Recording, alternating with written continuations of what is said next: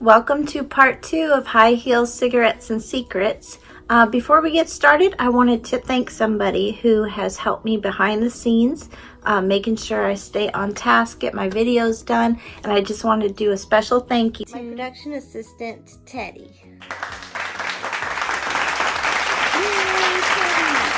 Teddy's working really hard with me lately, making sure everything goes smoothly. We really appreciate your help. Thank you.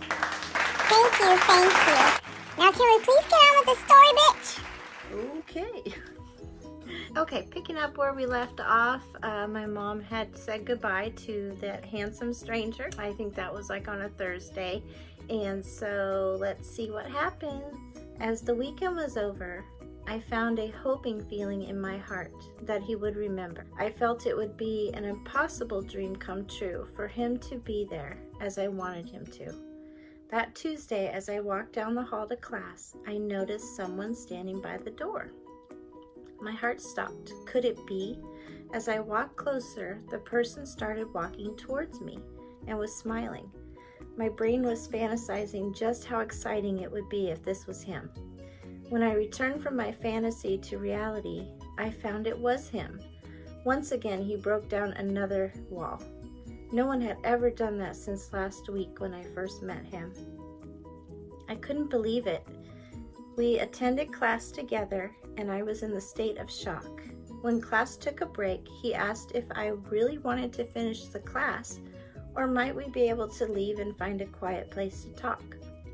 We left, went down the street to a quiet little cocktail lounge. Mom likes those cocktail lounges. Sipped our wine, talked, laughed, which I hadn't done in years, and found we really enjoyed each other's company. What seemed like minutes was really hours. I'd never before in my life felt more excitement or enjoyment, and so there it was, the birth of a 10-year affair with a married man. I gave up school and would just meet him. The first 4 or 5 times it was just conversation. After hours of trying to figure life out, we made a few decisions. He was separated. We agreed he should go back home and we could keep his marriage and mine together as long as we had each other for conversation, laughter, understanding, and eventually adding, and she crossed this word out, sensual, exciting lovemaking. I felt he was just sitting at the bottom of a barrel with drugs, drinking, women, and dealing in illegal actions for profit. I guess this sparked the mother in me. His shrewd thinking excited my Sicilian brain. I'd been thinking of studying for my real estate license, he said, and we agreed that that's what he should do.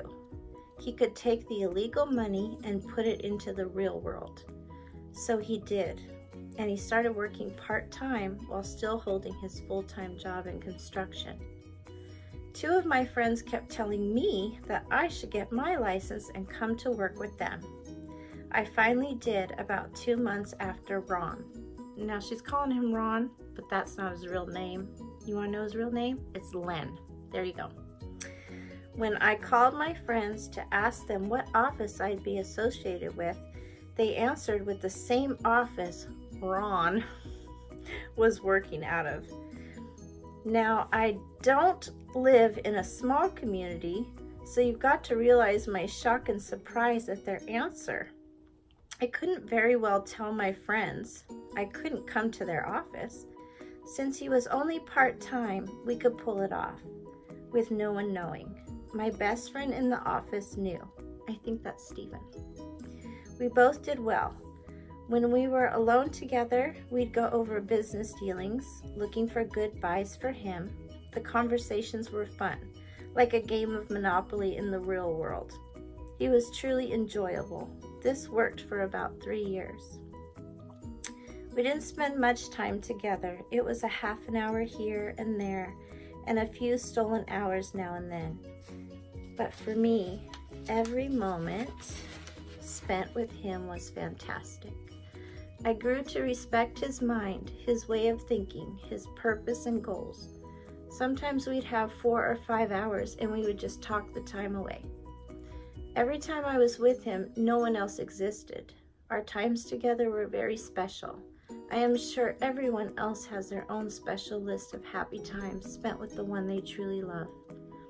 As I look back on my life, a 20-year marriage, divorced now 10 years, I find at least 50% of my happiest memories of my life were with him. Whether it was touring a winery, walking down a dirt road, holding hands, talking with the full moon at our backs, stopping to rest and hold each other, going to the horse races, having dinner, out of town of course, or just being together, anywhere. It was all great, all of it for 3 years. One day we climbed to the top of a hill for a picnic and flew a kite. He asked me to feel the tension on the string. As I pulled the string, I sat back down immediately, and just in that instant, I fell in love. I was confused and wanted time to think about this. The first time I met him, my wall started to fall. The first time we made love, my wall started to crumble. And then that sunny afternoon while flying a kite, my wall completely fell. It took years to build that protective wall, and now I pull a kite string and the whole damn thing comes tumbling down. The next time we saw each other, I apologized by telling him, I know we're not supposed to fall in love in this relationship, but I did. I also told him I'd put that love on a shelf, but if the day ever came where he wanted to take it off the shelf, he'd know it would be there waiting for him. We continued to see each other every chance we'd get, or shall I say, whenever he was available and would call. I would always move the world to be with him, most of the time with just a 15-minute notice. Now, I remember being about 7 or 8, and I was waiting for my mom to come home from work. It was getting dark. She wasn't home. She was about 2 hours late. So I called my grandparents, and they lived about 30 miles away. And my grandmother sounded very irritated, and she told me, pack a bag, I'm gonna come and pick you up for the weekend. So I did. I packed my bag, and when I saw her car drive up, I was so excited to see her. I felt like I was being rescued, so I ran out the house, left my bag inside, and my grandmother just went off on me. She said, "You are so stupid." It's kind of funny how that turns out, because that's a bit hypocritical, because Grandma had a secret of her own. So I always was asking her, because she had all the family albums, and I'd look through them and I'd say, how come I'm the only one with blue eyes? Why am I the only one that has blue eyes? Like, it was like I was obsessed with this. I mean, I had a full family of brown-eyed people, and I'm the only one with blue eyes. You gotta wonder, where do those blue eyes come from?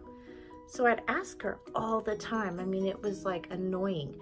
And finally one day she just broke down and she said, "Okay, your grandpa's not your grandpa. Come with me." And so I did. I was like, what?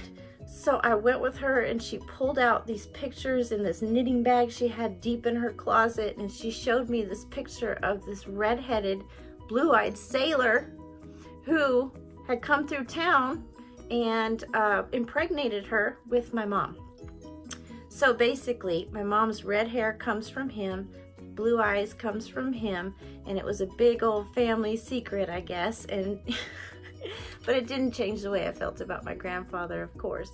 But I just think it's a little funny that my grandma's a little irritated, and she was like the original OG that had the baby daddy back in 1938. Okay? Okay. So, there's the grandma. So, as it was, we grew closer in all areas. Our relationship could continue as it was. I was getting a divorce because I felt it was the right thing to do for my husband and myself. We were just too far apart to be together. 4 days after I tried to explain this, he calls me on a Sunday night at my home, which he never did. I answered to hear, "Barbara, this is Ron. I've got to see you. Here I am with my children, still the husband. I hadn't told him of the divorce yet. I talked to him on the phone, making believe it was a girlfriend with a problem, which was a common event, and then off I went to help her. I met Ron. We drove down the freeway, and out of his mouth came, 'I just left my wife.'" We're gonna to stop there. So make sure to subscribe, hit the bell, and then you'll know when part 3 is ready of High Heels, Cigarettes, and Secrets. See you next time. Wait a minute. You're